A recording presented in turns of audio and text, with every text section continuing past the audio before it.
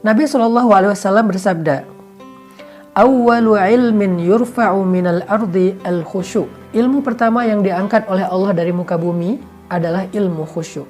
Artinya Islam itu punya banyak sekali cabang-cabang ilmu dalam ibadah, dalam muamalah, dalam syariah, dalam banyak hal. Nah, dari sekian banyak syariat dan ilmu-ilmu penting dalam Islam itu, yang pertama kali diangkat dari bumi, dari manusia adalah ilmu tentang khusyuk, kata Nabi. Hadis riwayat Tabrani dengan derajat hasan.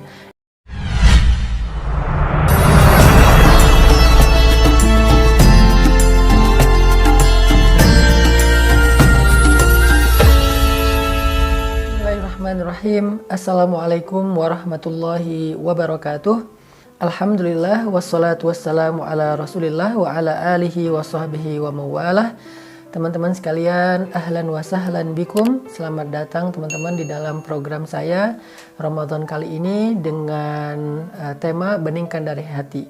Nah, Beningkan dari Hati ini adalah sebuah tema dari program Ramadan Series yang saya udah share di dalam akun IG saya setiap hari, dan nanti beberapa tema dari yang saya share di IG itu akan kita bahas juga secara lebih dalam dan lebih panjang di akun YouTube. Nah, hari ini untuk tema pertama dari 8 tema yang akan saya share di YouTube dalam kajian Beningkan dari Hati, saya akan bahas tentang sholat. Karena Ramadan itu salah satu di antara ibadah yang dilatih itu adalah sholat. Selain puasa, sejak imsak sampai maghrib, bulan Ramadan kita juga sangat akrab dengan yang namanya tarawih. Di mana kita belajar melakukan ibadah sunnah setelah sholat Isya dengan jumlah rakaat yang lebih banyak dari biasanya. Biasanya kita ba'diyah Isya itu hanya 2 rakaat saja. Sekarang selain ba'diyah Isya 2 rakaat ditambah lagi dengan tarawih, ada yang melakukannya total dengan witir 11 rakaat, ada yang melakukannya sampai 23 rakaat. Intinya lebih banyak daripada malam-malam biasanya. Sehingga kita perlu membahas hikmah di balik sholat ini dan apa hubungannya antara sholat dengan tazkiyatun nafs, membersihkan jiwa dan membeningkan hati kita. Teman-teman yang dirahmati Allah Subhanahu wa taala, suatu ketika saat Nabi sedang lelah, sedang capek, sedang banyak kerjaan, sedang sibuk, Nabi SAW memanggil Bilal bin Rabah, muazzinnya Rasulullah SAW. Nabi berkata kepada Bilal, "Ya Bilal, arihna bis sholah." Wahai Bilal, istirahatkan kami dengan sholat. Kalimat ini singkat tetapi dalam banget maksudnya. Nabi bisa aja bilang ke Bilal, "Wahai Bilal, kumandangkan azan." "Wahai Bilal, panggillah orang untuk sholat." Atau dengan bahasa-bahasa yang lain yang juga jelas bahwa Nabi menyuruh Bilal untuk mengumandangkan azan. Kenapa Nabi memakai bahasa arihna, istirahatkan kami dengan sholat? Ternyata buat seorang Rasulullah SAW dan para sahabat, sholat itu bukan beban. Sholat itu bukan sebuah pekerjaan. Sholat itu bukan sekedar gerakan. Tetapi sholat itu adalah rohah, rehat. Istirahat. Nah, pertanyaannya, kita bisa nggak kayak gitu? Kita bisa nggak sholat itu berasa lagi break? Sholat itu berasa lagi santai? Sholat itu rasanya senyaman nongkrong, senyaman main game, senyaman nonton TV, senyaman nge-HP gitu. Bisa nggak sholat menjadi rehat bagi kita? Itulah kenapa di dalam bulan Ramadan kita disyariatkan untuk melakukan satu jenis ibadah sholat yang disebut dengan sholat istirahat, yaitu sholatut tarawih. Sehingga dalam bahasa Indonesia, tarawih itu artinya istirahat. Di bulan Ramadan kita sedang dilatih gimana menjadikan sholat sebagai istirahat seperti yang Nabi lakukan bersama dengan para sahabat. Arihna bis sholah wahai Bilal. Wahai Bilal, istirahatkan kami dengan sholat. Karena banyak dari kita pulang tarawih itu istirahat. Padahal tarawih itu sendiri adalah sebuah istirahat. Berarti kalau kita pulang tarawih masih butuh waktu istirahat, itu artinya sholat kita nggak istirahat, bukan tarawih. Apalagi yang pulang tarawih itu berkeringat sampai basah bajunya, berarti dia bukan lagi sholat istirahat, bukan lagi sholat tarawih. tetapi dia lagi treadmill mungkin, atau lagi olahraga mungkin, atau lagi sempatkan berkeringat mungkin, bukan lagi tarawih. Nah sekarang kita pengen belajar gimana caranya sholatuna hiya rohah, sholat kita menjadi istirahat bagi kita seperti Nabi dan para sahabat. Apa rahasianya biar sholat kita bisa menjadi rohatun nafs, rehat bagi jiwa? Pernah nggak jiwa kita ngerasa lelah, maka istirahatnya dengan sholat? Pernah nggak perasaan kita merasa capek, merasakan sedih, capek karena kecewa, capek karena baper, capek karena bete, capek karena bosan? Butuh istirahat kan jiwa kita atau perasaan kita? Harusnya istirahat jiwa itu adalah sholat. Karena ketika Nabi dalam keadaan capek, dihina, dimusuhi, ditentang, diperangi oleh orang-orang kafir Quraisy, Nabi pulang ke rumah pengen tidur karena Nabi pikir tidur itu bisa jadi healing, makanya Nabi tidur di rumahnya. Ketika Nabi sedang tidur, Allah bangunin, ya ayyuhal muzammil, wahai orang yang sedang berselimut, yang lagi tidur, kum, bangunlah, illa qalila, qumil laila illa qalila, bangunlah di malam hari walaupun sebentar. Kenapa? Karena ternyata tidur itu nggak jadi rehat jiwa, dia hanyalah rehat fisik. Jiwa kita tidak akan rehat kecuali dengan ibadah, terutama sholat kepada Allah Subhanahu wa Ta'ala. Jadi buat teman-teman yang pernah ngerasain atau bahkan mungkin sering, saya juga ngerasain ya, capek perasaannya, capek hatinya, capek pikirannya, sampai nggak bisa tidur, insomnia, overthinking, segala macam. Ternyata rehat bagi pikiran kita, rehat bagi jiwa, hati dan perasaan kita itu adalah sholat. Dan menjadikan sholat sebagai rehat jiwa itu dilatih dengan sholatut tarawih sepanjang bulan Ramadan.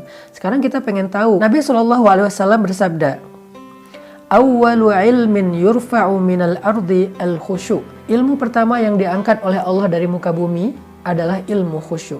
Artinya Islam itu punya banyak sekali cabang-cabang ilmu dalam ibadah, dalam muamalah, dalam syariah, dalam banyak hal.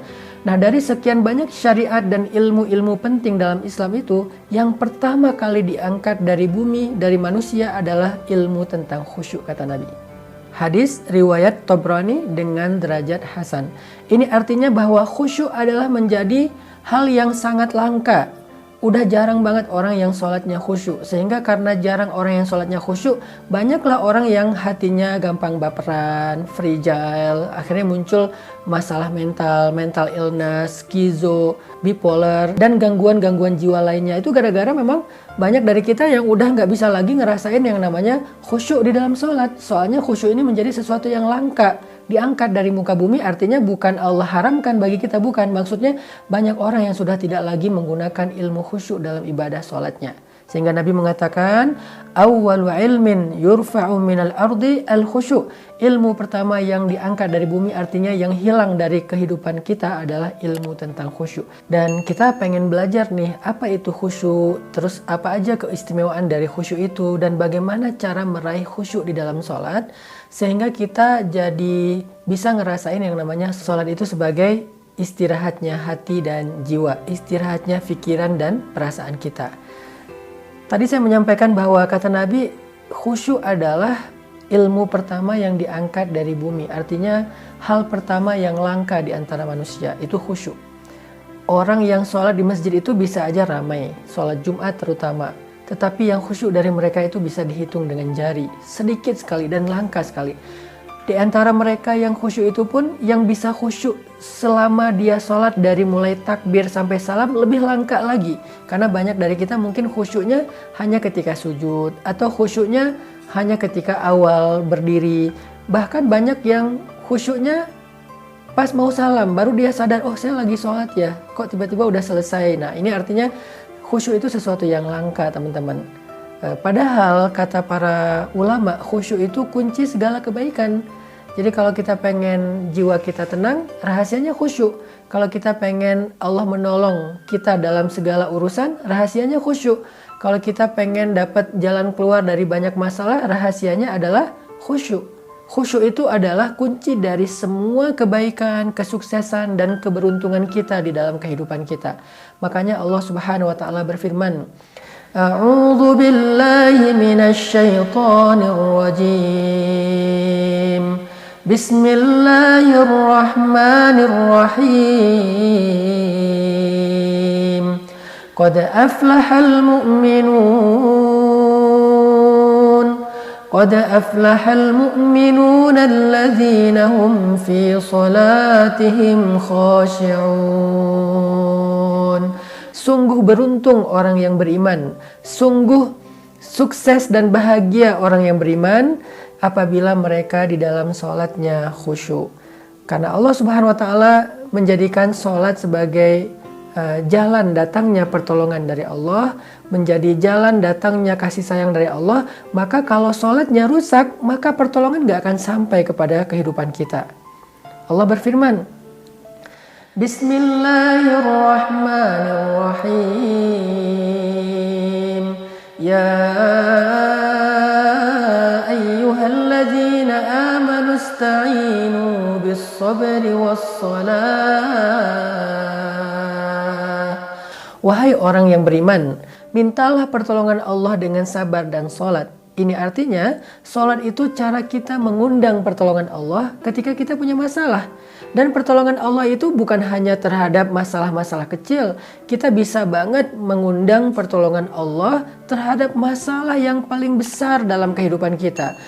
Pernikahan diambang perceraian, anak sakit keras, kita hampir dipecat dari pekerjaan, bisnis kita ditipu orang, banyak masalah besar yang kita alami, kita undang pertolongan Allah dengan sholat.